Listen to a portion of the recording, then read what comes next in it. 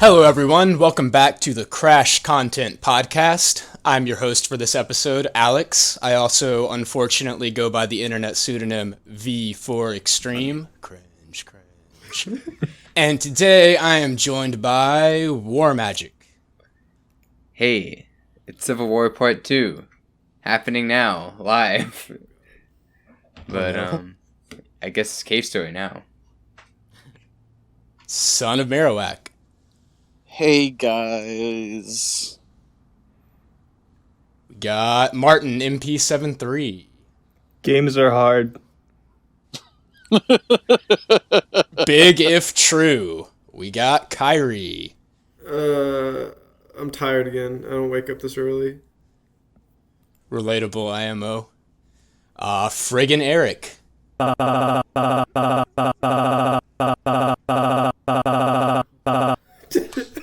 What? Holding on to that one. And we got Ryan from Arcade Nova. I just ate a big Dorito, and I can already feel my stats rising. Oh, yeah. Big Dorito. All right, cool. So today we are going to be talking about Cave Story. This is a game that I played a lot, really appreciated. This is definitely going to be more of a recommendation type show than a in-depth, super detailed lecture show, because lecturing on this game, on the game itself, it would basically just be spoiling the story, and you would have to be a much more talented storyteller than myself to make that interesting.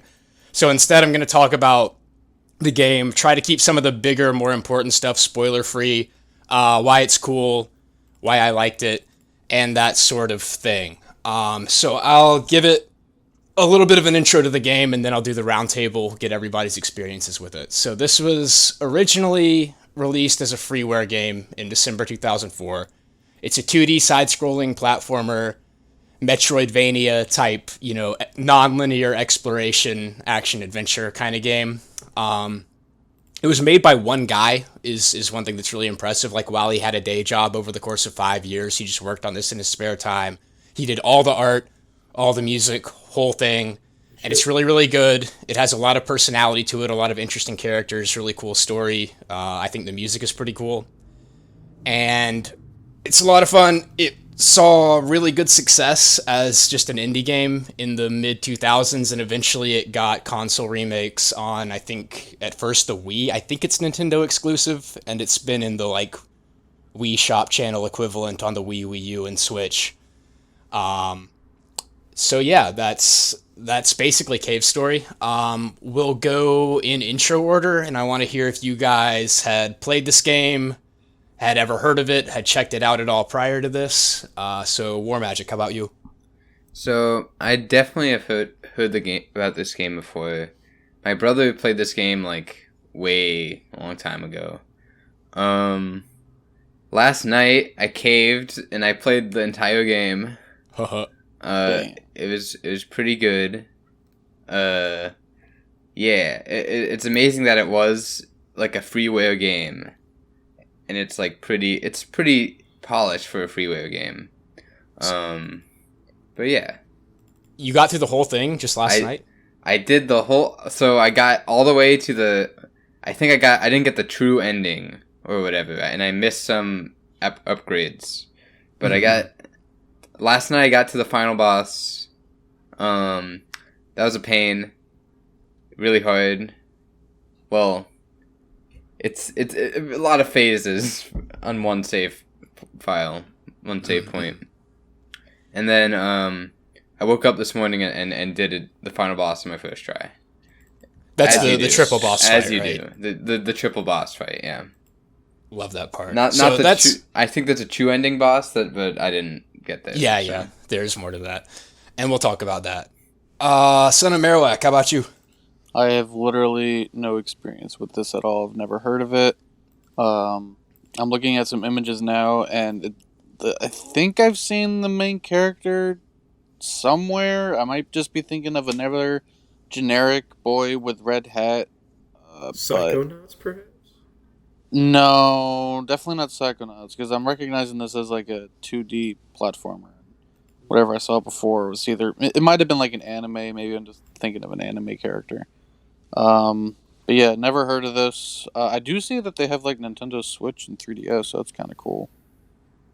Yeah, the 3DS remake was one of the more whack ones because in all the remakes, they tweaked the graphics. The 3DS, obviously, they made it 3D, and it looks really weird to me. I don't know if it's bad, but yeah, Nintendo remakes for sure. It does look weird, just like the front cover for it. It does look weird compared to all the other images I'm seeing. The Japanese art is a little bit better because it's like 2D hand drawn for the 3DS box art. You're right. It does look good. Martin, how about you? I tried to play it and then gave up after like maybe 30 minutes or an hour of getting lost. And I got like in the first village, I spent like 20, 30 minutes trying to realize I needed to go left. And then I got to this like first like level. And then I realized there's like a locked door and there were like 15 eggs. I'm like, I have to check all of these eggs. And I tried You can only check 3 of them. And I tried There's only 3. I actually thought you had to blow them up with missiles, and I didn't have any missiles, so I went back and got a missile, and then I went down to the egg and tried to shoot missiles at it, and nothing happened. So I went back up, and then I'm like, okay, I don't know what to do. I give up.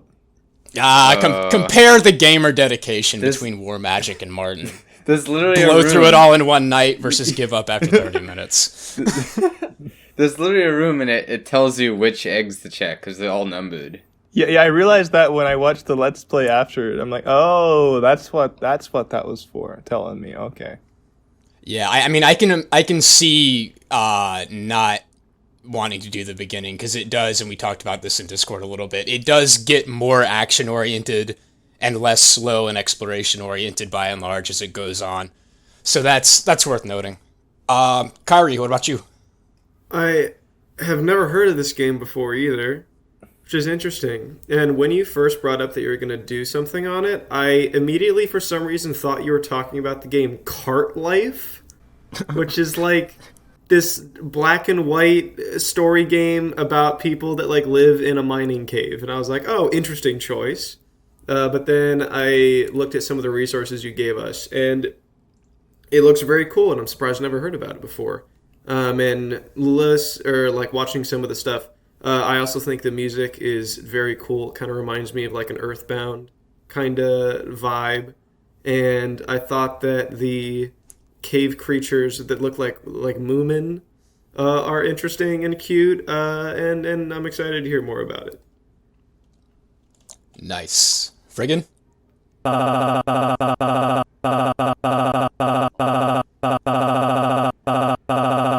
Yeah, I do think that's a good thing because like I couldn't move. I like in the very beginning of the game, I like hit the spikes like 6 times in a row. Like before you even get the gun. The difficulty progression of it is very, very... There's like a good linear kind of teach you how to play, gradually introduce you to the elements. I think he did that very well. He is very floaty, and later in the game, which we'll talk about, you unlock some sick movement technology that allows you to move in non-floaty ways. Well, watching the speed run was very interesting. Ryan, what's your cave story experience? So I originally tried out the demo on the Wii in, I want to say, like 2009, and I really dug it. Lol, no pun intended. I mean, there's not really much digging in this game, I guess, but... but yeah, and then I didn't really fully play the game. Like, I never bought the Wii version. I later picked it up on Steam at some point down the line. And then I never finished it, though, until it came out. It re-released on the Switch, like 3 years ago. And I got it, like... Well, actually, I got it, like, before it, technically, like, Street Date, because, like, there was a place that had it nearby me, early. And so I played it then, and I beat it for the first time. But I never did I initially never had done the true ending. So just this past week, I, actually, unrelated to, like, you talking, like, you saying that we were going to do this podcast, I was actually planning on just playing the game anyway, because I just happened to discover that somebody made a, like, a ROM not really a ROM hack, but like a port to the Genesis of this game. So like somebody made this game like work on like original like Sega Genesis hardware, and I have like what's called like a flash cart, which is where you just buy like a cartridge, and it has like a micro SD, and you can just put like any ROMs on it. You can just load it up with like a ROMs for whatever console. So like I downloaded like this Genesis ROM port of Cave Story, and I actually played through the entire game on a Sega Genesis, which was really cool. It's not like a 1-to-1 perfect port. It's based on the freeware version, and there are a couple like bits of it that aren't entirely accurate. Like the music is slightly different. The colors are also like the music is like the same melodies and stuff, but just like the sound font is slightly different, just so it works on a Genesis. And same with like the colors, they're slightly different, but for the most part, like it is the same game. And then I also so I got to like the true ending or whatever, and then this playthrough I used the, sorry if I'm getting like too analytic on my No, go ahead. So like this playthrough that I did on the Genesis, I wanted to like try and use like different weapons and stuff. So like my playthrough that I did on the Switch, I used the machine gun, and then this one I got the snake. But the snake is kind of bad. I mean, it's all right, but like I got to the true ending, or like the hell room or whatever. But I forgot to reload my missiles after the final boss. So like, you know how there's like that top area where you like reload your missiles? I forgot to do that. That goes away after the boss anyway.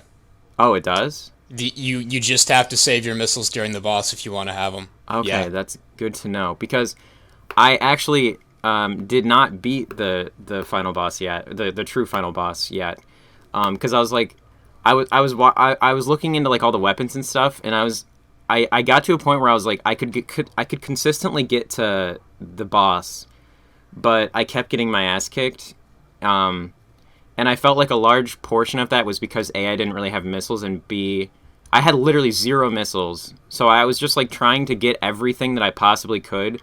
Like I was like playing it really slowly to like make sure that all my weapons were leveled up, and that I had like as many missiles as I could get and everything. It was just getting like tedious to a point, and I was like, you know what, fuck this, I'm literally just gonna play through the game again and get the spur. so just last night, which I also I validate like just playing through the game again immediately, because like there's more weapons. Like I want to experience everything in the game, so like I still want to play with all the weapons and stuff, and there's still like a couple other ones that I have to get. So this playthrough I just started last night. I started like late last night, so I didn't get through the whole game. I got to the waterway, where you like have to put Curly in the cabin or whatever, and that's where I'm at right now in that playthrough. So that's already more than halfway. It's about 60% of the way through or so, or about halfway. Yeah, so I haven't beaten the true final boss yet, but by the time this video is edited, I guarantee that I will have joined the circle of elite gamers. Yes. Oh, okay. So I'm glad you brought up a couple things there that I want to talk about, which is one, the weapons and the replayability of the game. I disagree with you about the snake. The snake's my favorite weapon in this game, and I think it's hella good. Really? And I also got it on my first playthrough, like, by accident, and I think you can save right before, so I could have just reset, but I thought it was cool. My friends were all like, nah, dude, you gotta get the spur, and I'm like, yeah, I don't want the spur. I want to be able to shoot through walls. So, when it comes to weapons in this game, there's a lot of different weapons you can get. Some of them are mutually exclusive. You can't get all of them. Sometimes it's like you have to trade one to get another. Yeah, in a single playthrough. And so, and they have like unique properties that make them fun to check out and use. And that's one of the incentives to play through it again. If you liked it the first time, you think you want to do a second playthrough, you can get more weapons. Some of them are hard to find and they're secret, so you might not know about them, or you might not do the exploring to come across them, or you might just, you might want to get one of the mutually exclusive weapons. So that's one of the reasons for replayability. I have some screenshots of some of the more interesting weapons that I'm going to drop in the recording chat channel. So One of them that's really cool is the blade, Oh, where the blade is you get this from a character who dies, and he basically dies in your arms in this cutscene, and you pick up from him the blade, which is like a sword that you throw. It's all projectiles. But when it's at level 3, which you can see in the screenshot I posted, you see in the upper left level 3 max in the stats. Instead of just throwing the blade, the guy's ghost comes out and like flies across the screen with a bunch of slashes. And if he hits something, then he like pauses for a second. I have a second screenshot for on hit. There was an enemy there that got killed and it's gone. But he like stays in place. More slashes go and cover a larger area and like hit everything.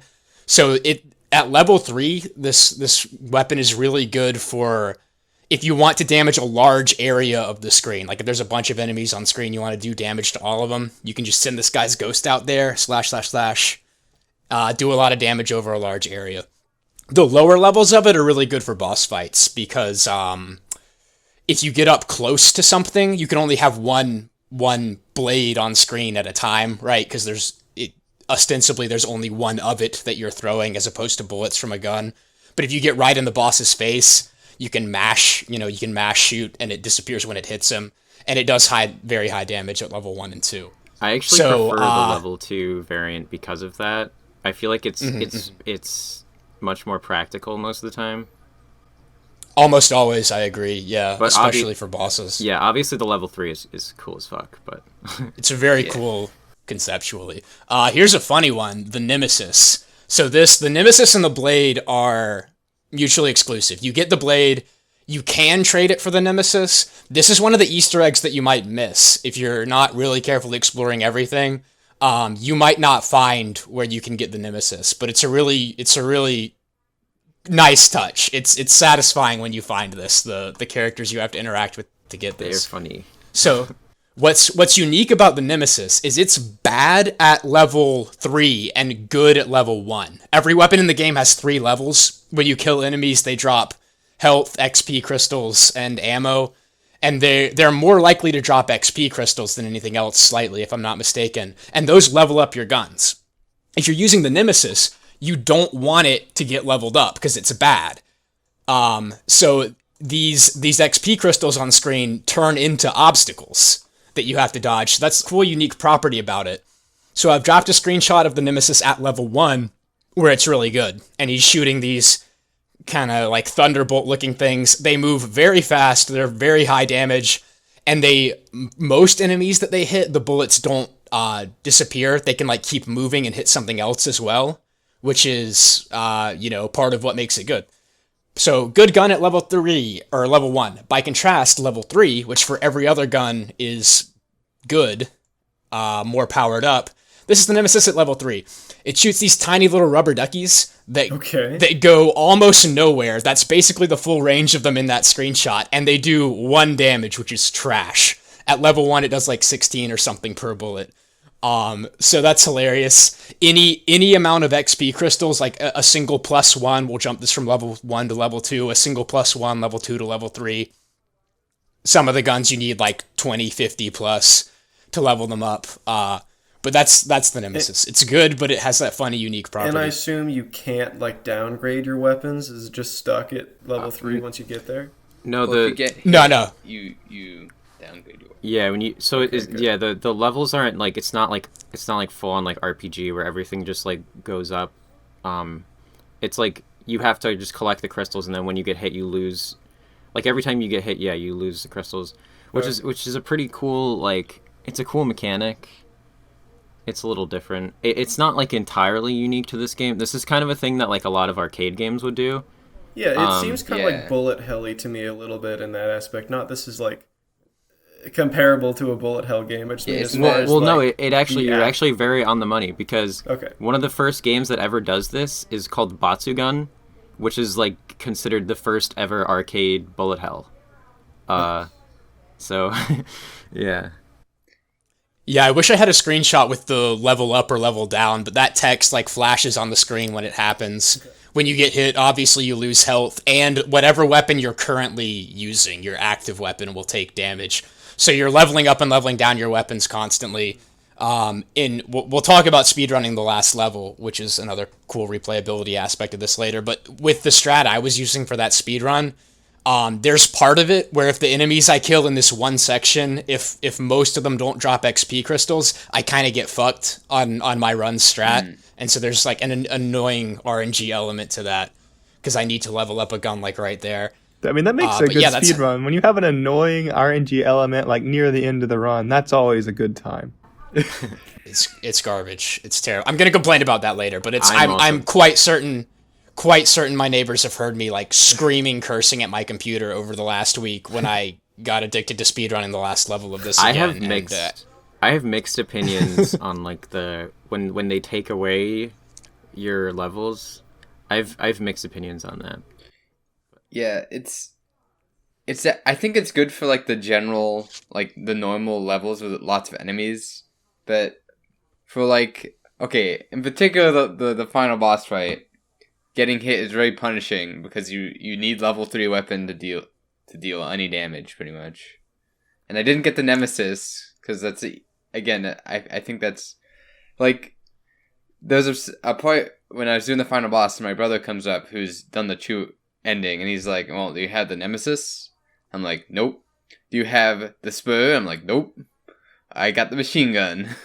And I don't have the like I had none of the good weapons. Do you have the missile launcher and the blade? I did get the missile launcher and the blade. So the missiles are the best for, well, at least for like the last section of the final boss where you're just like fighting the core. Eventually I got it down so I basically didn't get hit for like the first 3 parts. You can I mean to be fair though, in the rooms they do like give you like those little orange enemies, so you can like recharge up a bit. Yeah. A little bit. What I was specifically saying I had mixed feelings on though is like something that we'll probably get more into later if we talk about like the hell. But specifically like in the last cave and in the super hell or whatever, there's like a bit where like when you enter those areas, they actually like no matter what level your guns are and stuff, they actually bring you down to level 1 when you enter the area. So you have to do the entire area like fresh. And go ahead. They immediately give you a bunch of XP crystals in the first room, which will let you level up like half the capacity of all your guns, and you have to pick and choose. But yeah, they do that. Yeah, I there's like strategy to that. I think in some aspects it's cool because it's as far as like game design aspect, it's like it encourages you to actually have to kill the enemies instead of just like run past them, because that's pretty easy to do, is just breeze past the enemies and ignore them. Like you could pretty much get to the boss without killing any enemies if your stuff was already leveled up and you didn't need to. So it kind of like makes you like actually have to play the game. So I think it's good in that regard, but it can be sort of frustrating, especially because like again, like for the hell section, like I didn't have any missiles to start off with, so I couldn't level up my missiles, like using the crystals that they give you at the start. Ooh, you can, but it's difficult. Well, if you watch actually good speedrunners, they're like falling down that thing. They shoot the crystal box with one gun, switch to the missile launcher. That's so tough though. I assume you can have High multiple level weapons on you at the same time. Yeah. Yeah. I was gonna say if you give like a brief like in intro so story I guess thing of like what your first bit of it's about. Just world building, that's all. You mean story wise, or I guess I glossed over in the beginning saying that it's a Metroidvania. I quickly mentioned it's a 2D side-scrolling 8-bit style Metroidvania. No, I didn't have anything to say. Oh, I was just gonna say that the term Metroidvania is very controversial, and I personally would not consider this game to be a Metroidvania, but I think it's a fine way to describe it. Yeah, I'm glad you have an opinion on that, because I'm just parroting what other people have said. And as far as I know, that means it's like linear level progression and involves exploration. So that's all I mean by it. My understanding is 2D platformer, you have guns and upgrades and little secrets, then you explore the map, and then you like have guns and upgrades. Well, I okay, I'm guess, not and gonna fight go. bosses. I'm not gonna go down that rabbit hole, but I don't want to like we should try and accommodate Marowak and give him whatever explanation he wants, but I do want to also say there is one really cool thing related to Metroid in the Switch version of this game. So if you play the game on Halloween, there's like a Halloween like skin for the entire game, and it actually in the Switch version specifically, it actually instead of Halloween, they have a Metroid skin for the game, which is fucking awesome. You play as Samus, and like the jellyfish in Grasstown are Metroids. Oh, it's so cool. Oh, They already that's do sick. look a lot like Metroid, so that was a good call. The Yeah. jellyfish. Yeah. Okay, so Marowak, you want like the story setup? Is that the context we need here, or like what? No, yeah, and I did want to talk about the story somewhat. I want to leave the big parts of it unspoiled, but yeah, it maybe would have made more sense to do that before getting into the weapons. So good call. I want to know. I want to know what's up with the Moomin. It's reason enough for me. Okay, yeah, let's do that. So one thing that I like about this game, the way the story is presented to you, sort of the premise, is the main character wakes up with no memories and just starts exploring. So you wake up and you're in like a cave and you're like, moving around trying to figure stuff out. You're right in the beginning, you find a really basic gun. There's some, weak enemies in the level that you can shoot, and they drop the crystals and things we've been talking about. And so you're just kind of moving around exploring. You make it out of this first, it's literally called first cave, like little beginner introductory level that takes like 10 minutes. And then you fall into the Mimiga village where you meet some of the other characters in the game. And they've got their own stuff going on, and you kind of talk to them, but you're like getting bits and pieces of it because the character in the game doesn't have any memories. So he's figuring out like where he is, what's going on, like who are these characters I'm meeting, and what's their situation, who can I trust, what's going on here. And let's see, how do I want to say this? The gist of it is, I think I can spoil this much. There's this island that floats in the sky in more or less the real world. So like there's people down on Earth. There's this floating island up in the sky.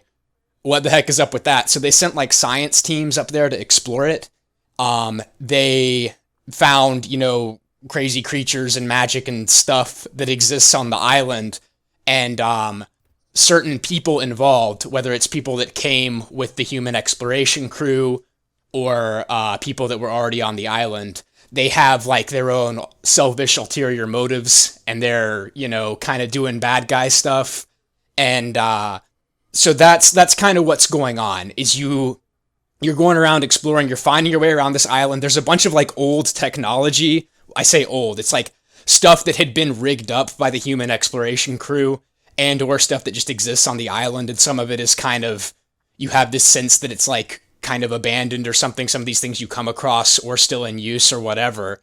And yeah, so you're basically moving through these levels. There's enemies of various types, just like fodder that you can shoot.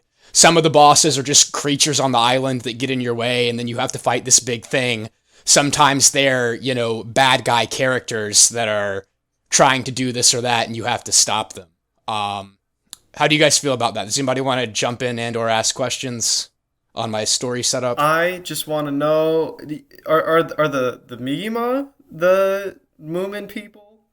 I just want to what's up with the races? So there's humans, obviously, but aren't there like other creatures? So I don't know what Moomin is. I don't know if I'm a boomer for not knowing that. It's like an old cartoon, but they're like fleshy white like cow people. Yeah, that's kind of the like in Mimigas. Undertale. Yeah, okay. Yeah, the Mimigas are like anthropomorphized. Did I say that right? Anthropomorphized rabbit people. Okay. They look like bunnies. And they were inhabitants of the island. They're the first people you encounter, and they're, for the most part, good guys, and the bad guys like want to use them as slaves and or pawns, and some of them know that and some of them don't. Ooh, enslaving the animal people. Nice. Yeah. Based. Anybody else thoughts, questions? Did I satisfy you, Marowak, or more questions? I have a comment on this kind of. Oh, sorry. I actually haven't. I actually am annoyed at using this kind of story setup. I think it's a gimmick to make your story seem good. I mean, I actually think the story is good, but I think the gimmick of like presenting, like not like giving you information and throwing you in the heap of things, is like something that gets overvalued by people and gets like praised when it's like a free thing to do to like make your story seem better if you throw your but it character works in the so midst. well. It No, does dude, make the story that's better. Video games. That's what video games have the power to do that no other medium does. No, Or- other mediums will start with like a passage in the middle of something, and then you later figure things out too. But I think that like storytelling mechanic is like OP and like kind of broken and needs a nerf because it's like very easy to do, but like. And it gets really over, and like people say, "Oh, it's so good because you don't know what's going on," and everyone likes it.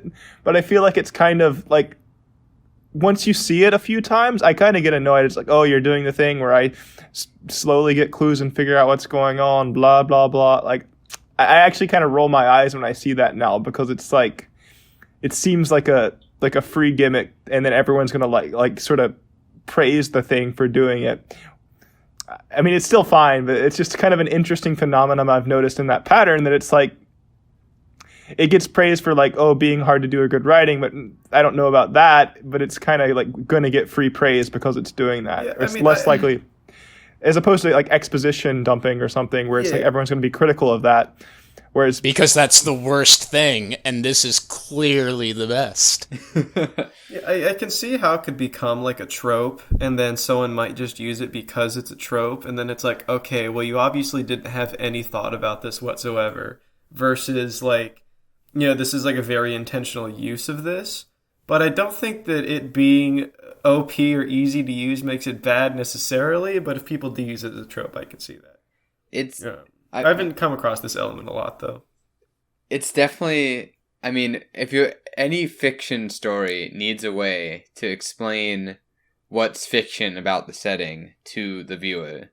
And I think I'd argue that most isekais also do this, have the same thing where there's an established world and your character is now a newcomer to said world. Very similar to losing your memories and having to have characters explain the world to you. But I definitely agree that it's a very common trope, and like it just seems like a consequence of not being able to use as strong of a realism analog. Like you can't open with a frame of New York City or something and have, because you're playing in a fiction world, so you can't just start with like a castle and assume people know it. You gotta have some way. It's either a text dump or... And I hate that. Fuck text dumps. In a world where fucking people live in caves, I guess. But it makes so much sense in this game. So, But- and this is, Cristiano, like, question for you, semi-related- because I don't... But do you know if Undertale was heavily influenced by this game or not? it Yeah, feels like I think I mean, it definitely... Dude, it feels like it. Dude, indie games as a whole were heavily influenced by this Yeah. game. This was like one of the major, like, first indie games that ever blew up in the West. Preach, Guess I'm not an preach, indie preach. boy. I Like- just don't know like- anything. Like, every single, like, pixel art fucking game that you've ever seen in your life past, like, actual, like, eras where pixel art was made, like, is based on this game, essentially. That does make it Respect the greats. it makes right. it a really interesting thing to tie together in my head then, because like looking at this, and this is made in 2004. Released in 2004, made 2004. between 1999 and 2004. Yeah, because looking at it, it does. Generic's not the right word that I want to use, but it looks very familiar to me. Like it looks like a lot of it looks like games that I have seen before, and knowing that this has influenced a lot of other games apparently, then that makes a lot of sense. And it's like this weird like stitching in my brain of like, oh, that's where a lot of these influences probably came from. And like as we talk more about it and I learn about elements that are also familiar, I think that's just interesting in general. Yeah, like, it blew everyone's mind that, like, oh my god, Undertale, everything is made by one guy? Oh my god. Yeah. But, yeah, Except you no. to make the music. I mean, I like No, the you did. Undertale story significantly better than this one. Although this story is still fine. You don't know. Oh, you did watch the Let's Play, I watched guess, all but you the didn't Let's- experience it. You don't know. I won't let you talk bad about Cave Story on my podcast. I don't dislike the story. I'm just saying I like this. And also, Undertale is like a 4-hour game. I don't know. Well, I couldn't beat this shit. Maybe I could. I'm just This garbage. game is I can't also- play. What was I this guess game Cave made Story in? is Is this a Game What Maker was it? game? Like, is this an RPG? no. I don't maker think game? Game I don't Maker know. existed. Game Maker did exist, but not as Game Maker Studio. It was literally just called Game Maker. Like very, very in 1999. around that time. Yeah, it started like in the very early 2000s. Like I don't think this is a Game Maker project, but I'm just saying I know it did start like around that time. Okay. I don't know too much about the development of it, so I can't say. Yeah, I was gonna ask because I was thinking the same thing. Like, I'm feeling like I would be the target audience for this because I've never heard of this game before.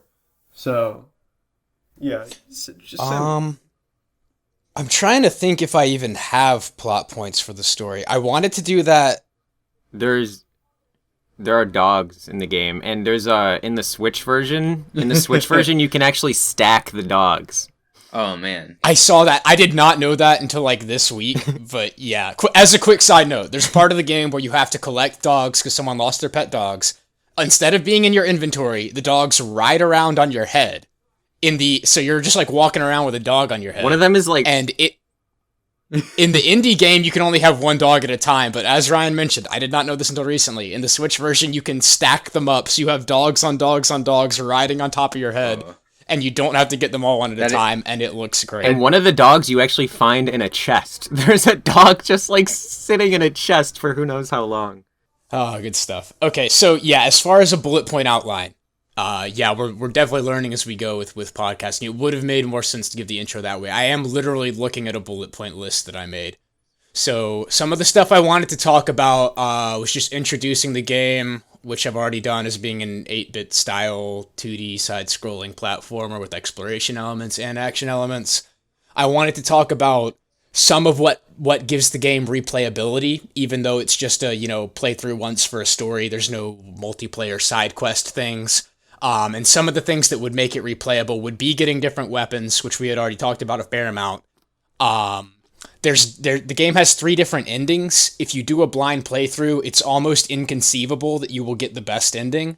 But if you do a blind playthrough and you really like the game and you're paying attention and you would want to replay through it again, there are hints that will kind of, if you pay attention to them, you can figure out how to get the best ending, but it's very subtle, and I think that's really interesting. So that's one reason why you might want to replay, is if you didn't get the best ending. And if you do get the best ending, the last level and final boss, the true last level and final boss, you'll only find if you get that best ending. And there's a built-in speedrun clock in the game just for that last level and final boss. Nice. It takes, the world record for that is just under 2 minutes, so That's it can be insane. very quick. Your first playthrough is probably going to be more like 6 to 10 minutes, or it could be 10 plus minutes if you're being very careful. There's the save point right before the last level and final boss, there's no refill your health or ammo or anything before it. So you're kind of you just did this massive boss fight, and you're in whatever state you're in before you go into this.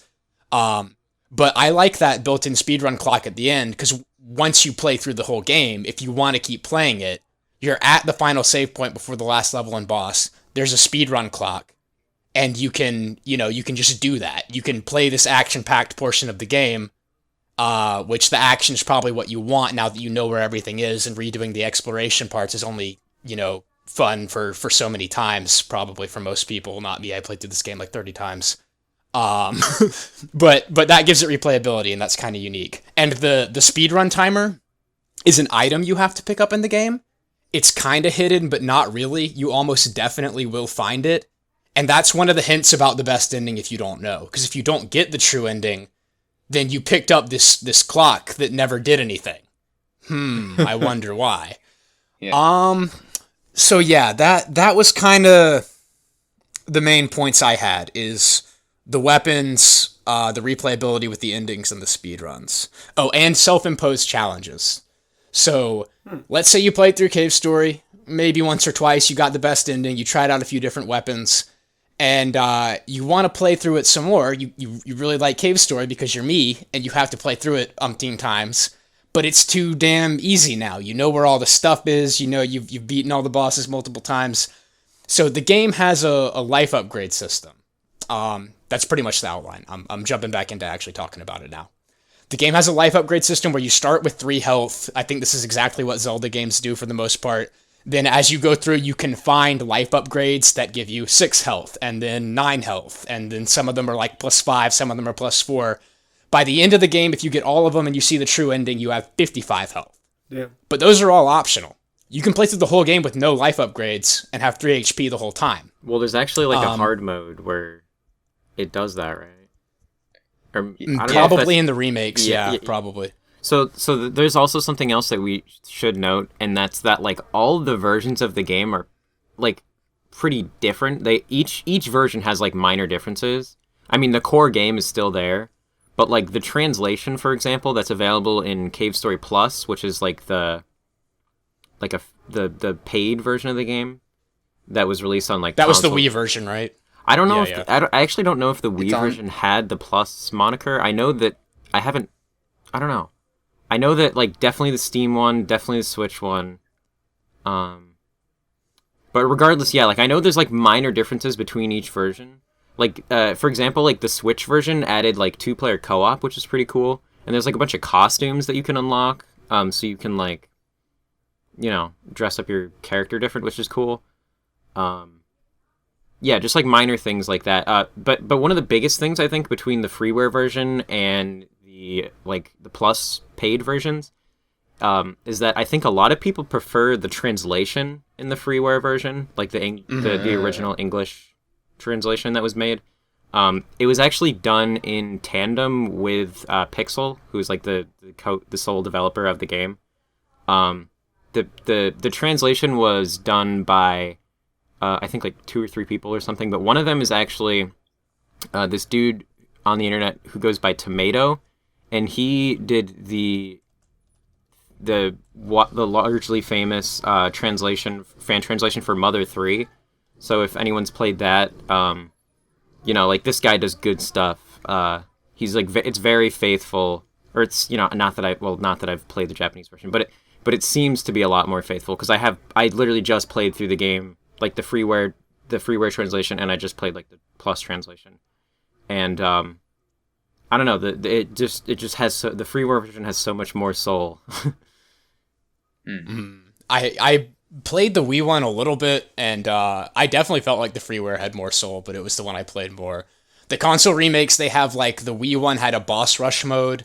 I don't know if it had co-op. I forget which is on what, but there's one that has like a whole extra challenge thing they made up called like the Wind Fortress or something, where it's like just a little challenge run you do separate from the game. There's a bunch of different challenge modes among all the versions.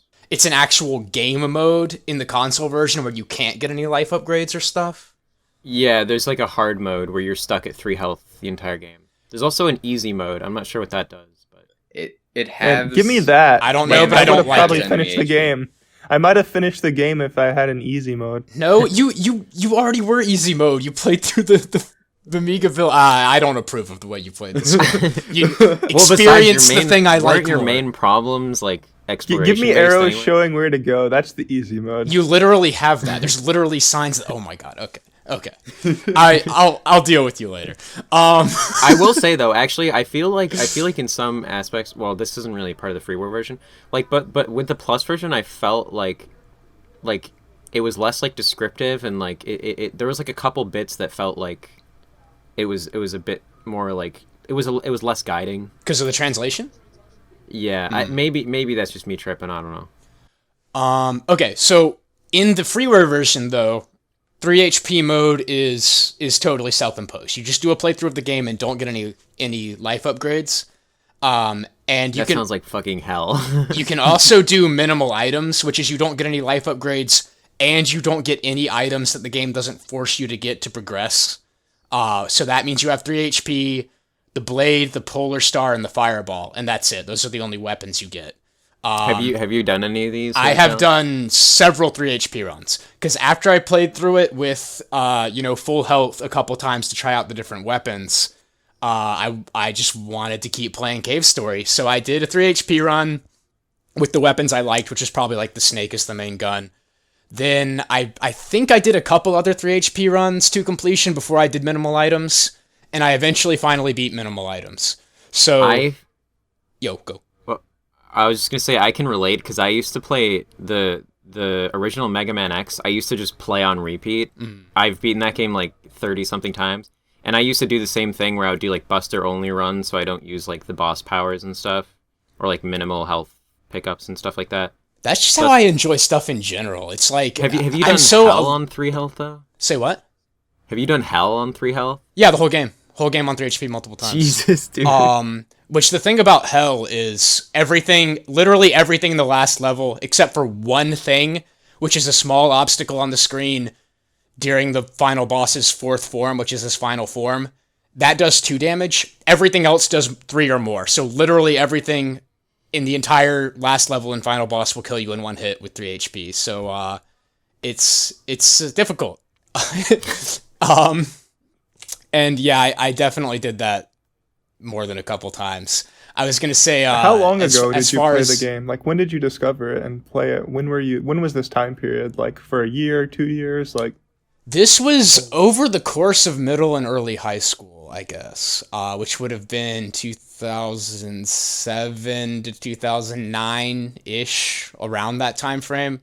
I had a friend who was wise beyond his years, as far as I could tell, because he grew up on the internet much more so than I did, and so he just knew about stuff like this. He was on forums and all over the place, and he's like, "Hey, everybody, you have to play Cave Story." And we would just like hang out. Everybody's on their own computer, on a different computer, playing Cave Story. That's awesome. We did that for a sweet. while. Oh yeah, the other thing I was saying, I tend to enjoy things that way, like doing the same damn thing over and over and over. Music, games, it's a high floor to get me to like something, and then I just want to do that thing over and over. I don't do that as much anymore because now I feel like every experience I want to be different. But when I was in like you said, like middle school or early high school, I had like a group of like 5 games that I would just play on repeat, like just games that I would like play through like obsessively. That's been my entire life with 3 games, and this is one of them. Yeah. Cool. So that's self-imposed challenges, which is... Well, I do have one question. Yeah. Which you brought up of just like replaying the game over and over again. And I would assume, but do you get into like kind of a flow state with this game? Where just like, you just keep playing and like you're shooting and you're doing movement and you're just going through the level. And like after a certain point, it just becomes like such a smooth process. And just like hours go by if you like playing this. Well... The early levels are really boring. Like, Martin tried this game for 30 minutes, and his first 30 minutes is my experience of it after, like, 10 playthroughs. Because the beginning is kind of slow. It's interesting if you're in the story and you don't know where things are and you're exploring. But I played through it again in preparation for this podcast for the first time in a few years, a whole game playthrough. And I was like, okay, this is the first, like, 2/3 of it, kind of just bored. But towards the end, and especially speedrunning the last level, which is all action and nothing slow-paced about it, then, and I'm doing the same strat every time. I definitely do, and I've definitely, like, I think this is part of why I like to play the same games over and over, is that I learn the movement really well. Yeah, and now it's what like, I meant specific to having played it so many times. Yeah, because I can do, for the most part, everything I want to do automatically, and it's very satisfying. And learning things is not fun, but knowing things is based. And I think that's why I just stick to the games I already know how to play. But yeah, towards the ending, the boss fights in like the second half of the game, and the more action-packed stuff, I kind of do get into a flow. I think what you were talking about, where I'm just like going like shredding this. I own this game or something. Good to know. I think Bushlands is definitely like the slowest part. You have to backtrack that level like 3 times. I'm cringing at you calling it It's Bushlands. In the original translation, it was Grasstown, which is so much more based. It's good. I did play Cave Story Plus. So okay, that's fine. I had I like that level a lot. It definitely has I think the most fun, most iconic music do do do do do do do do. It's fun. I like that level a lot. I don't know. But yeah, you're right. There is a lot of backtracking, and especially if you don't backtrack in the right way, which I didn't until I'd played through it a few times, then it's you might end up doing like twice as much as you need to. Okay, and there's no like dashing or anything in this game, so you kind of trudge along a bit. Yeah, until you get the booster. Yeah. So I guess that's. Do I have anything more to say about self-imposed challenges 3 HP? I guess not. That just exists. Talking about the booster, which you can get. So in the beginning of the game, you just have one jump. It's pretty floaty. It's not like a fast jump. You kind of have some hang time in the air. And you're just jumping around with your one jump. About halfway through the game, you get the booster, which is a jetpack. And you get different versions of it depending on if you do things right to get the best ending. And what that does is you still have your one jump, your floaty jump, that works normally. But then the jetpack, you hold down the jump button, and it can boost you, if you get the good one, in any direction. So you hold left, and you're just jetpack into the left, until after a couple seconds you run out of steam and you have to land. Or you can go right, or up, or down, and you can change directions. You can boost like left, up, right, down. You're just like boosting all around in the air as if it was like up, down, left, right. Damn. Konami that sounds code pretty boost. Based. But the shitty jetpack is so bad. Yeah, the shitty jetpack only goes up.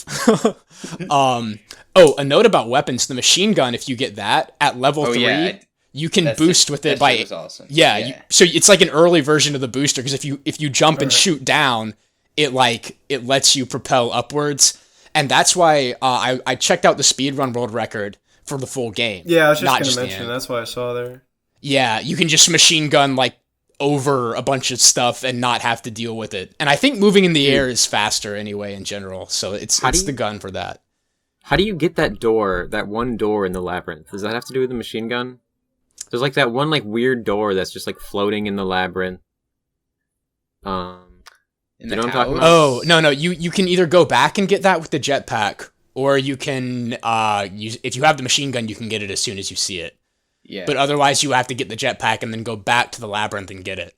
And But that gives you an item that, when you take damage, your weapon takes half as much damage, so it doesn't level down as much. So it's like a nice advantage if you go back for it. Okay. Oh yeah, I got that instantly because I had the machine gun level 3. There you go. Exploring. Yeah, there's stuff like that it'll show you what Ryan was just talking about. There's this door you can see, and there's when you go in the below door, you're in the same room, but you can't reach the upper level, so you can see this treasure chest, and you don't know what's in it, and you just can't get there. But if you remember that later, you can go back and get what's in there. Or if you have the machine gun, you can just get it right away. And there's other stuff in Grashtown / the Bushlands, which we were talking about. You kill jellies to get jellyfish juice, which lets you put out fires. And there's reasons why if you put out a fire, you might need to do stuff with that. Before you go there, in the earlier level, if you're just looking around, there's a fireplace, and you look at it, and it says you see something lying beyond the flames when you inspect it. And that's it. Oh, I remember that. Don't tell him what it is. Just let him Yeah, find yeah. But you see that, and then it's you don't know what to do with it. But then later, when you get the jellyfish juice, if you saw that, and if you remember it, you're like, oh, I can go back and put out that fire and find out now. So there's an Easter egg that I just somewhat spoiled without telling you exactly where it is or what it is. But there's stuff like that in the game where if you're paying attention, you can go back and get stuff you couldn't get before. I remember that because I remember seeing that and thinking I had to get through the fireplace when really all I had to do was go left and get the whatever was in the water. But I thought I was supposed to do stuff with the fireplace at the beginning of the game. I see. Yeah, you got the exploration elements were not doing you well, it sounds like. I got baited by the wrong the secret when I'm just supposed to do the other thing. Well, yeah, it was the left. I checked all of the stuff on the right, and then you're just supposed to go left. We could probably explain this in terms of the neurotyping thing, but you got caught up in all the secret stuff and missed the obvious hints and got focused on the secret hints. There's a couple of situations like that throughout the game where you kind of have to interact with everybody to progress. Yeah. I totally missed. There's like one like NPC you have to talk to right after a boss fight to like progress through the grasslands or the bushlands, and I totally missed that. And so I spent like 30 minutes looking around the area for what I had to do, and finally I walked back and talked to the guy, and he was like, "Oh, do this." I was like, "Oh." Yeah, Fear of that happening, precisely that happening is why I didn't want to continue playing. Because I'm like, I don't want to waste 30 minutes looking for stuff. Just fucking tell me what to do. Like, I can see that being a turnoff if the exploration elements aren't like interesting to you, if you're not really curious about it and having fun just looking around. I just wanted to progress, you know? Mm-hmm. It reminds me of like Earthbound. Well, Earthbound has like even more convoluted ways of like telling you how to progress through the story. Earthbound does have like a hint thing though, but it's not always useful. Yeah. Now, Martin, have you always been this way? There's also a lot of Earthbound influence in this game. Have you always been this way with wanting linear stuff, or is it like, because to me, I can't remember like where this idea came from, but it's something I was listening to this week, but it's just like, someone was talking about like as they got older, they were just like fed up with things being open-ended, and it's like, dude, just fucking give me the thing. Like, my time is valuable. I don't want to spend 20 it's precisely minutes this. doing... When I was a kid, I would have like fucking just played my own game in the corner. Like, I would make my own game up within a game, and like you know, I would just like, you know, like you're playing with toys, but just with the character in the game. Yeah. Like, and completely ignore everything. Like, I'm just like moving my character around and like pretending to talk to like things in the background. Like, so yes, now that like, if I'm doing something for a purpose, I feel like, well, I know that I could find the stuff if I look long enough, but it's because it's like just a game anyway. I don't get satisfaction out of having found the thing really, because it's like, I know I can if I give it enough time, but I just don't want to waste the 30 minutes because it's like an inevitability, right? Like, if you look, you'll find it eventually, most likely. Mm-hmm. So like, why can't I just sort of know where it is? Because I kind of just want to experience the rest of the game instead of just like searching, because the act of searching isn't that fun necessarily. I just wondered if you being like a professional software engineer like has anything to do with how you value your time. I mean, somewhat. Podcasts on ×5 speed, etc. Yeah, yes. This actually that was definitely something that was influenced by like, oh, I have to learn as much stuff as possible, and that has changed me a lot as far as time evaluation. And now I do feel like it's hard not to judge like, if I'm spending hours on something, it's like, oh my god, I'm spending hours on this. There is like a extreme time awareness that I've developed, and so that might have negatively influenced my game with exploration and stuff like that. It's definitely jaded me, I guess. It's interesting that you mentioned that, though, just the like wanting to have the gameplay and not have any time wasting stuff and like get to the point. I think Cave Story was an exception for me. I think I tend to be like that. I mean, I fixated on rhythm games, and that's like literally the peak of that. It tells you what buttons to press when, and I got like addicted to that. Cave Story worked really well for me. I think because when I was 12 or whatever, when I started playing this game, I probably just really sucked at it. So because I just was not good in general, but the difficulty progression of it was probably like just right for me. Because my friends were interested in it, that gave me context to be interested in it. I found the story really interesting, and I found the gameplay satisfying for where I was at. So I think I relate to what you're saying, and this game ended up being an exception for me.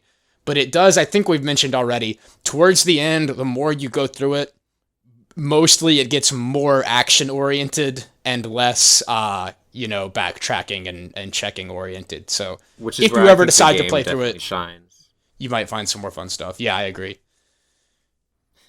I mean, I got that, but I was paranoid about the top. Like, I could see the map, like there's like an area above you, like at the very top of that room. I was like, is that where I'm supposed to go? Am I supposed to get an item? That was like, this is all before I realized you just go left. Like, because at the top there's that thing dangling up from the top, and I thought, do I need to get an item to get up there? And that's the next place I go. Yeah. That's where you came from, actually. You can go back there later, and it's the I saw in the Let's Play I watched the dude went there. Yeah. Secrets in there. Yeah. Martin, did you go to the reservoir and like not see the thing you were supposed to get? Yes, I did that too. Yeah. No, I had to loop back to it. I see. I can see why that would end up being a problem once that mistake is made. Because I've already checked there. I already talked to the dude in the room. He didn't say. Like, yeah, it was bad. I mean, I probably spent 30 minutes to an hour in Mimiga Village. Yeah, that's not fun at all. I'm sorry for your loss of time. The little reservoir area is a nice little like game design thing too, because no matter what way you approach it, I'm pretty sure you have to kill the fish to get back out. No, you don't. You don't? You can just walk under it. Oh, you can't? Okay, well, never mind. I was thinking about that last night because I was like, I think I like jumped. I did the platforms and then I dropped down to get the item and then I like went back right or whatever. And I was like, huh, that's a nice little thing because it like. Did anyone else drown because they went in from the left? Oh no. No.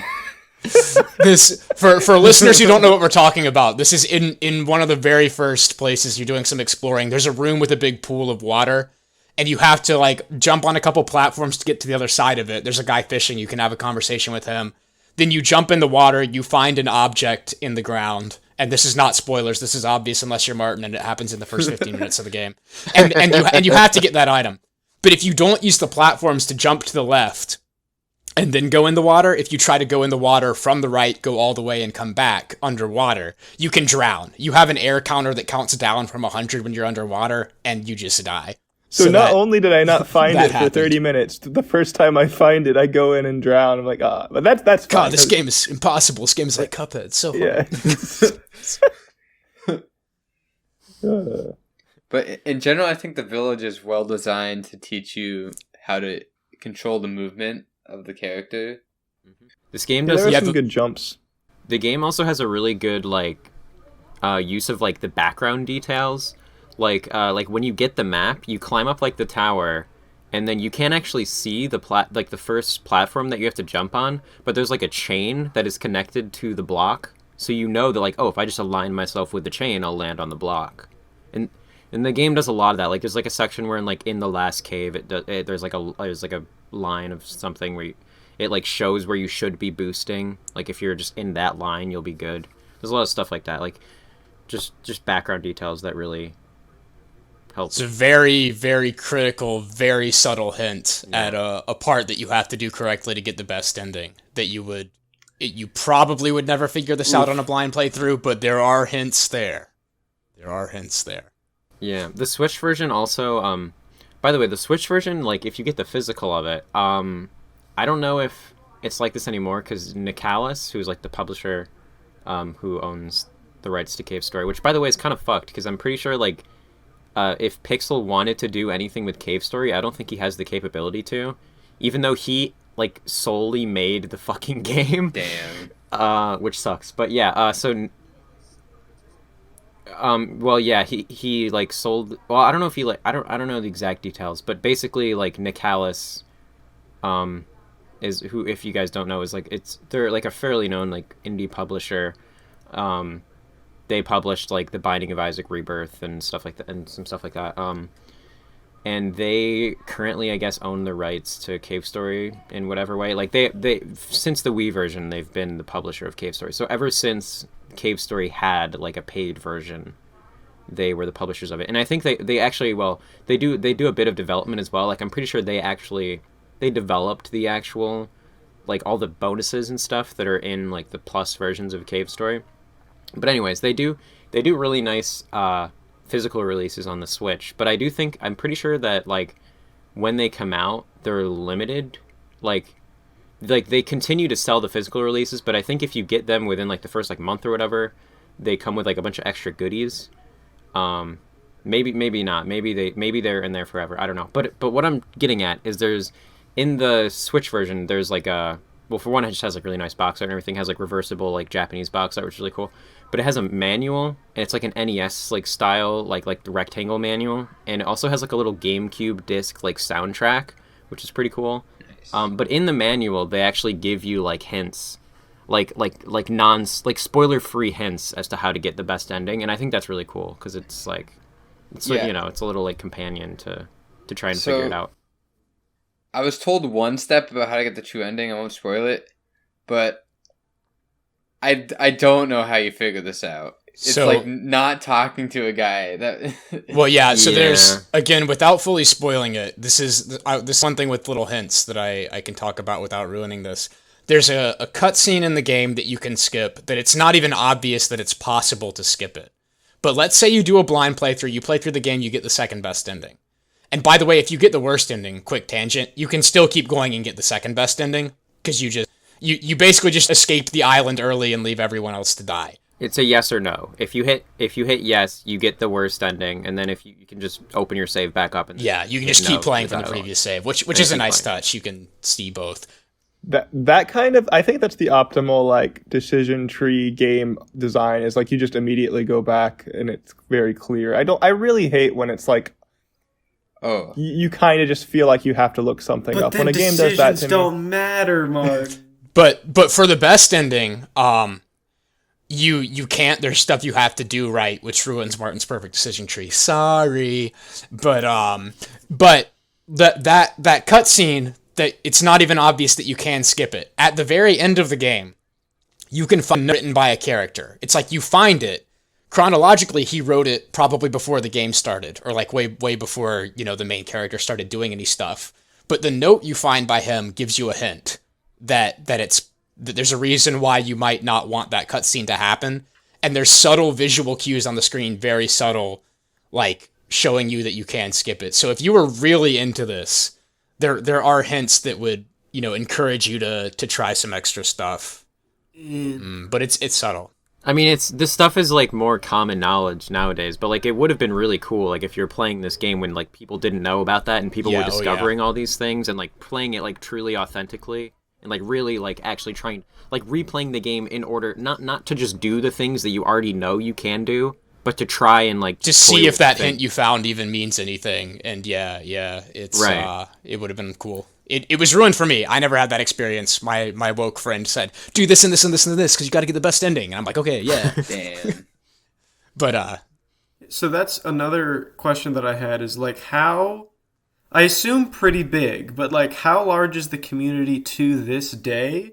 And is there like a big fandom around it? Is there like derivative like fan games, fan art, fan I story? will send you this website right here. Okay. yeah, absolutely. So it's kind of surprising that I never got into the cave story community much, considering how I'm into it. But yes, there is a community. I don't know how big, but it's still active. But if you look at that site Ryan linked, there's forums that are still active to this day. As far as I can tell, they're mostly active with modding. So people have made like modded sequels to the game. Okay.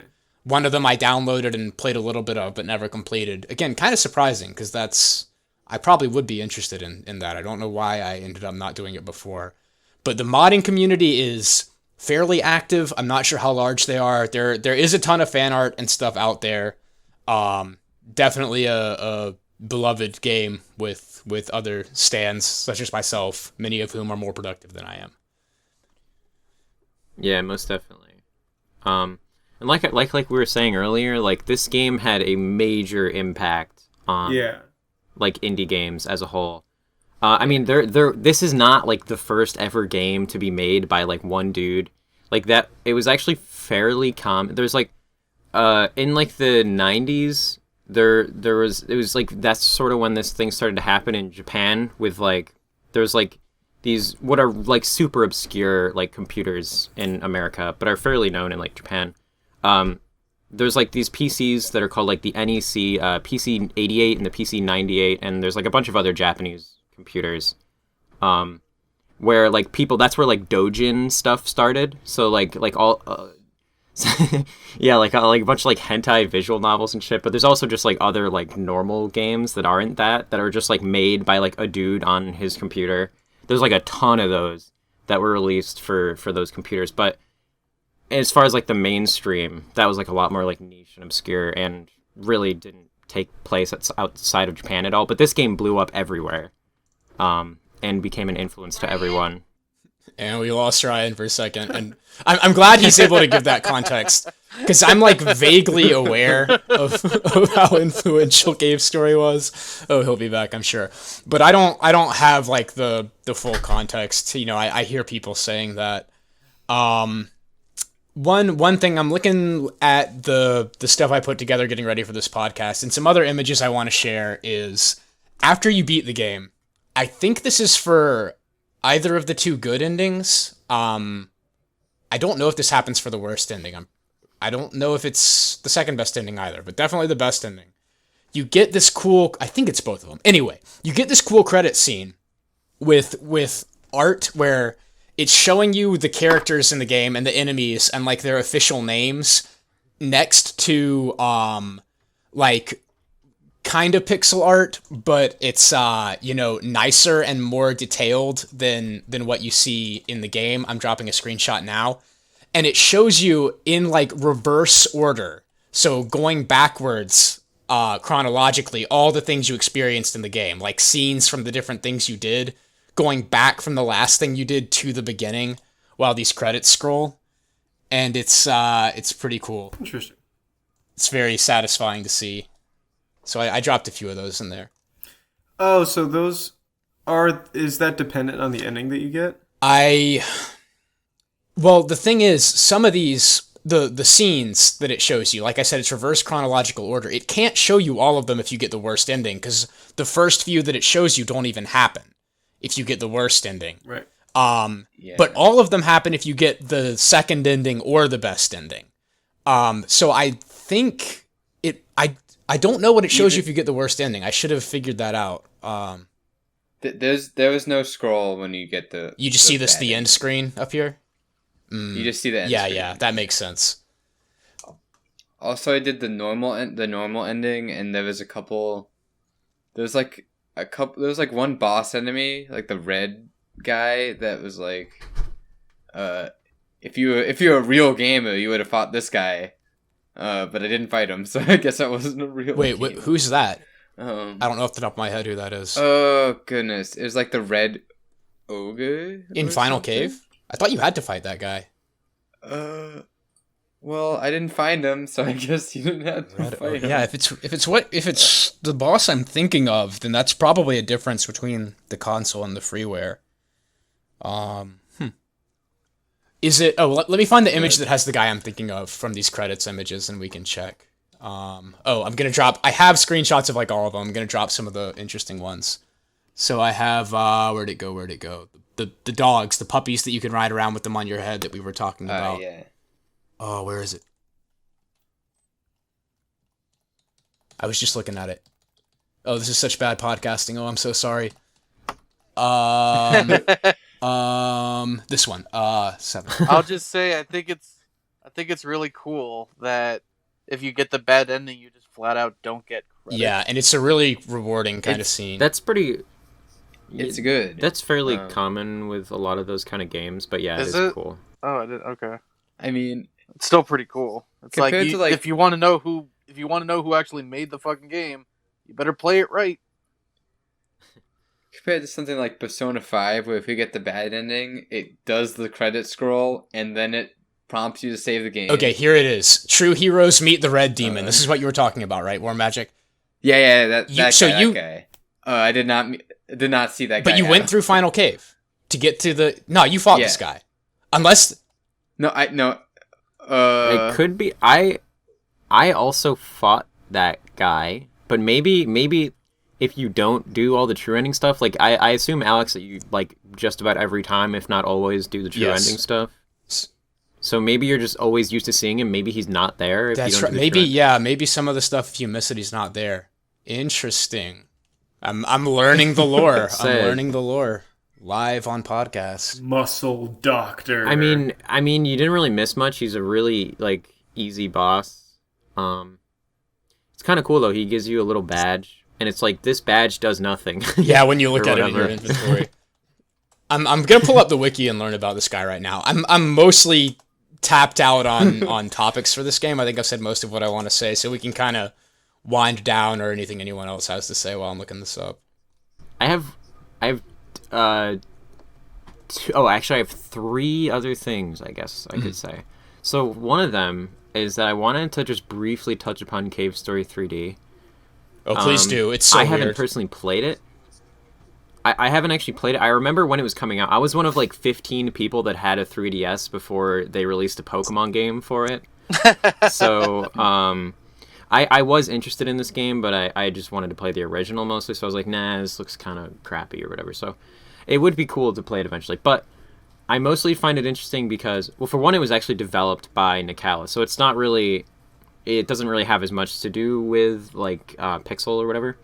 But so there's like 3 different like pieces of crossover content, which is pretty cool. I think I forgot to write down specifically what they were, but it crosses over with Iki, which is a Sunsoft game for the Famicom. I know this is probably I don't imagine you guys are gonna know anything about what I'm fucking talking about right now, but there's another game that they cross over called Dragon Slayer, which is like a cool game. It's like a Falcom game, if you guys know like the East series. It's like one of their really early games.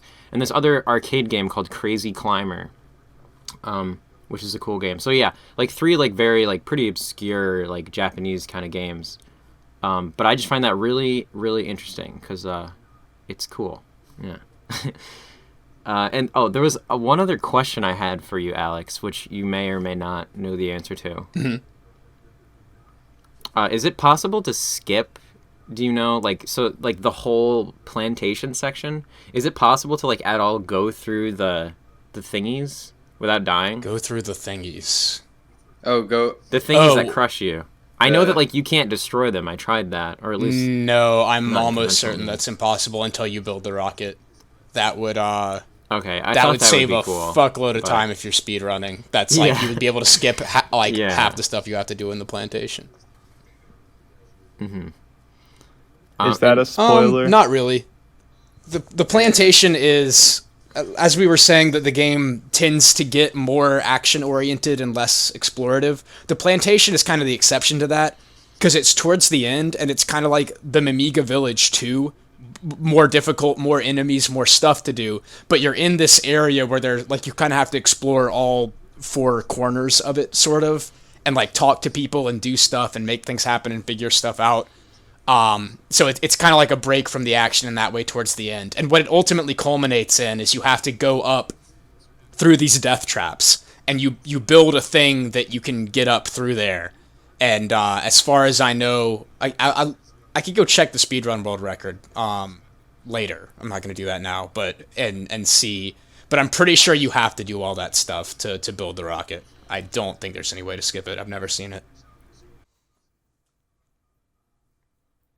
And then I was also just gonna say that, like, this game is cozy as fuck when, like, when you return back. There's, like, a point at the end of the game where you return back to Grasstown, or assuming you go through, like, this one teleporter.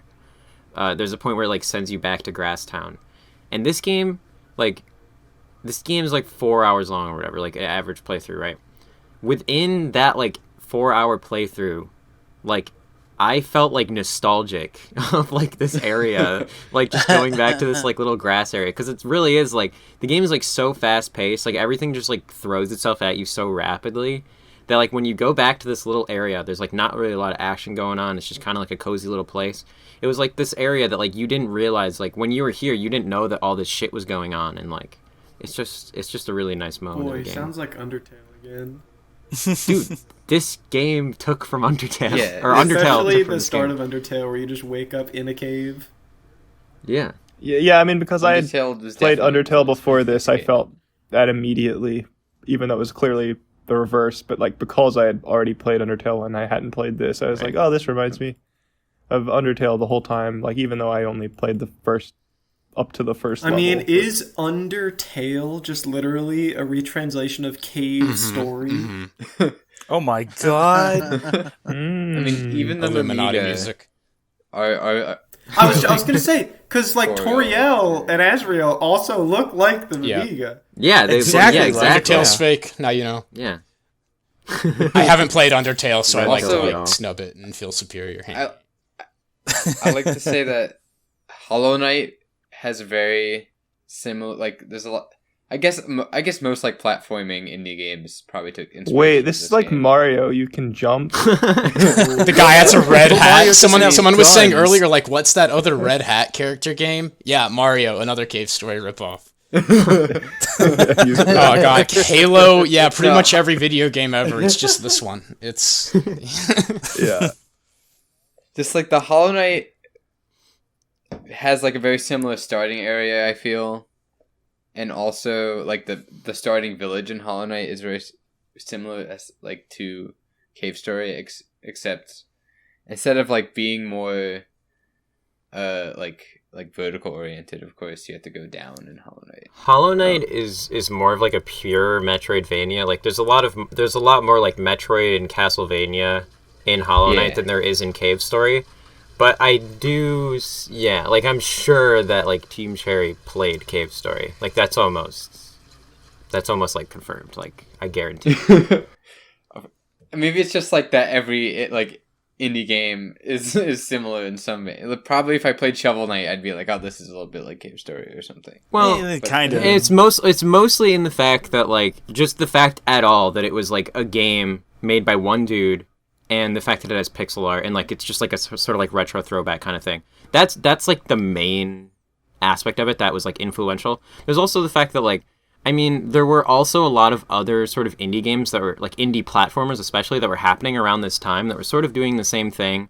A lot of them just sort of happened to be, you know, around the time that Cave Story exists, but also a lot of them I think were definitely like looking at Cave Story, like, you know, like games like Super Meat Boy and like this game was like basically the big bang of Fez. of the indie universe games as we know it. of everything. Just Cave Story. I'm glad you have an appreciation. Video games didn't for exist that. before 1999 when they started development on Cave Story. Ye- Pong, just to rip Absolutely. off the Cave Story, honestly. I've definitely seen some of those pixels before in Cave Story. But The Olympics is a rip-off of chess, running, yeah, anything you can do basically. But speaking of going back, you were saying like going back to Grasstown and having like that nostalgic feeling. I definitely that resonates with me, and it also reminds me of something else that's kind of cool, noteworthy about this game. How towards the end, you have to go back to some of the places you've been before. Like you go back to the Mimiga Village, which is the first place, to do a couple other things. The music is like creepy after the second half because there's this significant event with the boss that you kill, and like, well, really just everything going on. It's like in the second half of the game, it's like shit's real now. And there's a different tone to it. So you go back to the Amiga Village, everyone's gone, and it's playing this creepy music. What's the Pokemon creepypasta? The Lavender Town? Yeah, it's probably that. I don't know. It's like this spooky music kind of thing. It makes me think of that. And you also have to go through the Egg Corridor again, which is like, it was... That music fucking slaps. You go back to Egg Corridor. Because the first time, it's like the first linear action level right after you explore the village, where it's like you gotta run to one side or the other, and there's some cutesy looking enemies that kind of run back and forth, and you can jump over them or shoot them for health if you need it. And then you go back, and it's been like destroyed. And there's some theories about what might have happened to cause it to be destroyed, but there's, you know, the dragons that were in there. There's dragon eggs in the beginning, and like some of the dragons have partially hatched, and they're kind of like mutilated and fucked up because they got preterm birthed during this explosion, and it's badass. It slaps. It's awesome. Yeah, I would actually recommend. So playing Cave Story on like an actual Genesis was like super cool, and but I would just recommend checking out the soundtrack for it, because it, you know, obviously uses like the Genesis sound chip, and it works very well. It's The Genesis soundtrack. Yeah. Okay. Yeah, you can find it on YouTube. I don't know what the differences are between the remastered soundtrack for Cave Story Plus and the original one. There's actually a fuckload of soundtracks on the Switch version. There's like a sound test mode, like a jukebox kind of thing. You can like just like play all the different versions of all the songs. There's like, in the Switch version, there's like 5 different soundtracks you can use or something like that. It's pretty cool. Yeah. Sweet. They remastered like the whole soundtrack for the Plus version, but I like the original better. I did have another question for people that have played this game, which is, caught a fish. What? Wait, you caught a fish? Are you crossing animals? I'm fishing in Endless War. Right? Okay, I caught a neon eel. Okay. Sick. All right. Sick. But I was. Oh yeah, when it comes to like characters, is there any like specific character or like interaction that is like a favorite of you guys that have played the game, or like anything that really stands out to you? Because I'm not sure how big of like an emotional payoff or investment there is in the characters and in the story in general. King is based. That's all. Yeah. Fact. Oh, that's like my number. I can't decide between him and I want to like Misery, but I have to like rewrite the plot to make her Yeah, not no, suck. Misery sucks. I'm trying Yeah. to justify, make her like actually not have been a shitty person for like a secret, for like part of the. Well, you don't even know the major reason, but like I was trying to justify it, and I was reading fan theories to make her not suck. But it's like it's No, kind of hard. she's kind of just like, greedy and neutral evil or something. I want like it to not be. I want it to not be her just being greedy and stuff. I want there to be like some, because at the end she kind of redeems herself a little bit, but I don't know. But that's a spoiler. Fuck. I don't know. Adventure Time, Marceline Stole Adventure Cave Time, Story, Cave used to Story say. ripoff. Alex, I never also watched have Adventure Time. Say what? I have a question I have a question for you related to the story that you may be able to answer. Well, tell me more about King. Oh. Who's Oh, King? you- Why is he? okay. King? Oh, I don't want to spoil. He's a king. I don't want to spoil. Yeah. He's the- cool. All right, it's King He's shit. cool. Got it. He's a King badass shit. character. He's like the leader of the Mimiga village. And he is very Edgy like as fuck. protective and kind of what's the word, like being afraid of what you don't know and just wanting to err on the side of caution, because he knows that there's like these bad guys on the island in the caves and shit's going down, and he's like, we're not going to stand for that. We're going to lock down the village. We're going to throw people we don't trust in jail, and it's not going to be okay. And he has a badass character design, and he's kind of just fucking cool, and cool things happen with him if you play the game that I'm not going to spoil. And he's village number one. Village He's the number one. Number one of the village. One.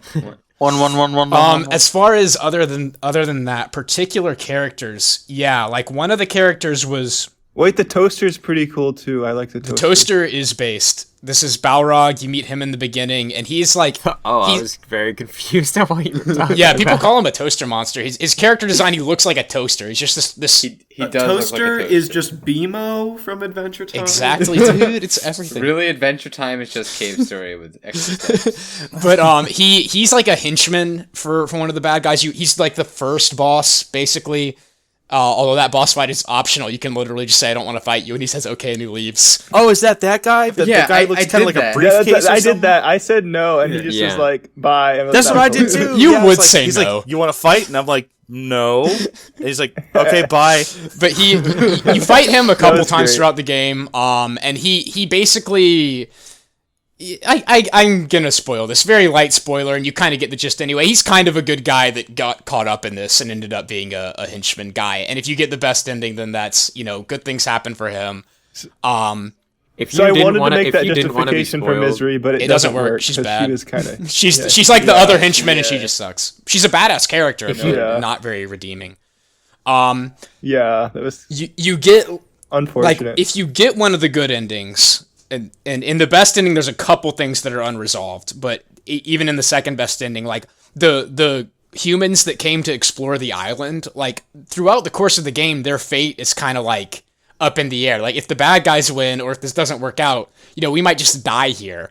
And one of them is just someone's young daughter who like had to come because her parents came, or like her guardians came. Bring your kid to work today. And she's just gonna die. She's just gonna get screwed by this dangerous research trip if you don't resolve everything. So yeah, I'd say finding everything out and getting the good ending is really satisfying. There's another character that's kind of like your partner, who is in a very similar situation to the main character, and kind of came from the same place. Again, stuff you find out as you play through the game. But you like interact with this person, Crowley, throughout the game. You have to do everything right with her to get the best ending. Light spoilers, kind of. And a lot of that, I feel like, pays off really well at the end as well. Cool. If you get the worst ending, which again is fine to get it, because you just go back to your save and you can keep playing and go on to get one of the better ones. You see this montage of like the island crumbling and like things going haywire and people, it kind of implied that people are dying or bad things are going to happen to them while you and this other guy just escape and bow out early. And so, like, I would recommend doing that and seeing the bad ending, and then, you just go on from your save to get the best one. And that has some impact as well. Did you say bow out? Is that a phrase? I thought that was a phrase. Bow out. Bow out. Yeah, learn something every day. Bow out. That's just one of those things, right? Bow So it's wow. like you just read it, so it's like, yeah, bow Yeah, out. there's a meme that says, don't criticize people when they mispronounce a word, because that means they learned that word by reading. So who's the real intellectual here? How do you spell it, by the way? Bow. Wait, so it's a bow, like... Is it B-O-W? It's Yeah, B-O-W. It's like leaving Yeah, the stage, B-O-W. right? You bow Yeah. out. yeah. Oh, that kind of bow. Like theater. Okay, Yeah. Content Crashers, word of the day is bow. If you're me, you learned something today. Thank you for tuning in and listening to the whole thing. It was so worth it. Let me check real quick on Urban Dictionary what bow is. It's funny if you were talking to me about BOW, it actually has a very relevant meaning in Resident Evil. Maybe we should do a podcast about that. Isn't that... Maybe. About the word bow. About Resident No, Evil. like- and about the No, meaning of the word bow BOW. in Resident Evil. Not the word, but Is it an acronym? Is it a bow tie? Yeah. it means bioorganic weapons. Gotta have them. Gotta have them. Spoilers, man. We gotta wait for the podcast. All right, we're going off topic. I've said most of what I want to say. Anyone have anything else? Shall we wrap up? Well, I just- nobody Wait, gonna say wait. something? Do we want to read comments from our first episode? Oh, can we do that? I don't know. But Do we have any comments? Do we have comments? That one guy left a really yeah. good, like a really long comment about yeah. Yu-Gi-Oh. Are we doing yeah, that? we had We like got one two guy comments. who yeah. Well, like I said in chat earlier, when I opened Chrome, my audio went wonky. I think this computer just sucks, so I'm not gonna do it. But I can't either because I'm sure I'm gonna just die again if I do. I can look if you want, but we Nova, could do it weren't you now, or gonna we could say save it for something later and do before like a comment review episode every couple months. That's only gonna take like 5. Well, I guess if we accumulate, I'm sure. we're All playing inside baseball on the podcast. Who wants to do what? P-Wing Blade says, I actually have the PS1 Yu-Gi-Oh game called Forbidden Memories that relatively follows the Season 1 TCG rules of the show with a few differences. It always confused me, as one of my oldest friends loved Yu-Gi-Oh, and I learned from him how different the TCG was from this game and Season 1. So, from what I understand, the card game, manga, and anime were being developed at the same time. The TCG rules weren't finalized yet when the other things were being produced. So Konami utilized experimental rules for the Forbidden Memories, which is the PS1 game he's talking about, and pretty much let the anime make up stuff too, just so that it could all exist as quickly as possible to get people interested. The story of the game is also pretty much unique, despite featuring characters from the manga and anime. I only learned all of this because I follow people that stream Forbidden Memories once in a while. It's a bizarre and brutally luck-based version of Yu-Gi-Oh! That allows you to fuse monsters at any given time without polymerization? I don't know what the fuck that means. Even existing, as well as discard cards by failing to fuse monsters. Every monster also has 2 astrological signs that you can set a monster to when you put it out on the field. Depending on the sign chosen, the monster can gain additional attack or defense points when attacking, or being attacked by a monster whose sign is weak to the other monsters. Other than the aforementioned rules, the rules are the same as the Season 1 anime, although there are only randomly made-up special abilities on the monsters like there were in Season 1. There are no randomly made-up special abilities, sorry. No monster special effects at all, in fact. Just thought I'd add a bit of trivia. I otherwise don't know much about the franchise outside of watching a lot of the 4Kids dub. Yeah, that was a Very interesting comment. I was yeah. cool to see Yeah, that. was a very based comment. I have to say. We reached the Yu-Gi-Oh episode did really well for being our first video. We got watch time on it, 100 views. We got that guy with a really insightful, information-rich comment. Sick. Yeah. Got a dislike already? Yeah. Nice. That's how you know you've made it. I just realized, because I was just looking at the comment myself, that's actually my friend, P-Wing Blade. Oh, okay. Oh, nice. Shoutouts to P-Wing Blade. Shoutouts to everyone who got on early with Crash if content. you're listening right now, leave a comment. And we'll Please read it in do. a month. Hold on, guys. We do have one other comment that comes. Yes, this confuses me so much. We do have one other comment on the Yu-Gi-Oh episode that isn't from V4 Extreme saying 20225 for laser dicks hashtag not clickbait. There's also Janess saying that he can finally show the podcast to people, so he was happy about that. But Fire Wolf Girl says, I don't know how I would feel about this. It's very interesting in the matter that everyone is talking about. That one resonated with me as well. Yeah, I felt Yeah. that. I know. I have no idea what she's saying. I don't know if she's saying, hey, this is kind of interesting, or I don't know if this is an interesting thing to really be talking about. I don't know which one it is. Well, I wish we could see in the analytics on a per user on a non-anonymous basis what the watch time was. How interesting would that be? But who was it that left that comment? Fire Wolf Girl. Fire Wolf Girl, thank you for your support, whatever that means. No. I appreciate it. Now you you're for ground leaving a floor comment. boys, so you're cool. Please you're leave cooler than another everyone comment if else you who currently- comes in. Read a comment, get in early. Crash Content Podcast, going to the moon. Become a true fan before we hit 10 million subs, and Exactly. you'll be This cool. is what I'm saying. Like, literally, if anybody's listening to this, please leave a comment because we will read it and you will have, like, interaction with anons on the internet if that matters to you at all. Next Just year, though. I don't care. I don't care if it's a shit comment. I don't care if you see eat my ass. Just let me know you're there. Let me know you exist. That's all. Yeah, call us. and then- call us the F Yeah. word. And then the last read it. thing was this guy Logan that left the comment "Want to be friends." I don't know if it's still there, but I discovered that Logan has left that same exact comment on like several PCP and PCP adjacent like channels and videos. Oh Like even No, wait, Nice. on Nice. Just that Fern's guy. album, he left "Want to be friends." He left that Lore. comment on some of my Yo, hit videos us on up, my Logan. channel. Yeah. He's like following us. Dude, he's like the Justin Y of Let's Be Friends with PCP adjacent projects. Well, hey, Justin, So what's you're Justin Y? Justin Y is a YouTube commenter He's the who's most on famous everything. commenter He of all comments time. on like every. You'll see him around if you look in YouTube comments. But Logan, he'll be around our Logan comment section pretty is soon. our Justin Y, and yes, Logan, you can be our friend. We'll be uploading every week or month or so or whatever, and every time we do, you can come listen, just like a friend. And click that like button, and don't forget to subscribe. And don't forget to favorite and leave another comment. Post it on your Facebook so all your boomer family members will see it, and play Cave Story. It's you can only like you can play Cave Story. It is a 6-hour game. It is very By the short, way- and it's by- free. Yep. It's awesome. Play it. But if you don't See, like 6 the hours, That makes exploration, more sense. Like I didn't think 4 hours unless you're like good. It took me 6 Well, hours I on my guess, I don't replay getting ready for the podcast. So, and that's like knowing everything.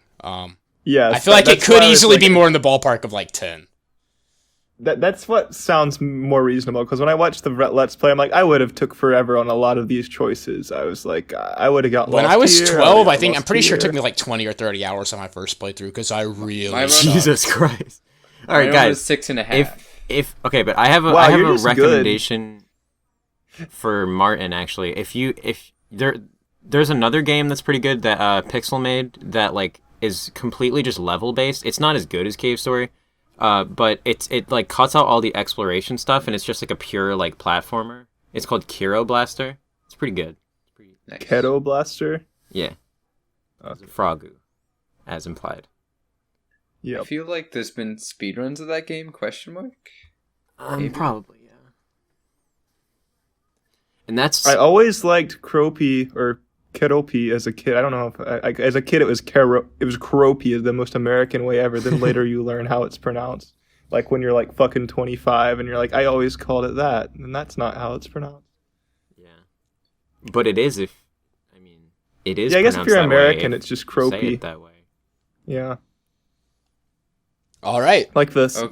Shall we wrap up? Anything else? Yeah, we're Speak now or forever hold your rambling. peace. Yeah, I will just say that I think just personally speaking, this show has fulfilled its purpose in that I didn't know what Cave Story was, came into it, I learned about it, and I'm probably gonna play it after this at some point because it sounds neat, Nice, sounds nice, interesting. nice. It doesn't sound like a huge time investment, and yeah. Unless you suck.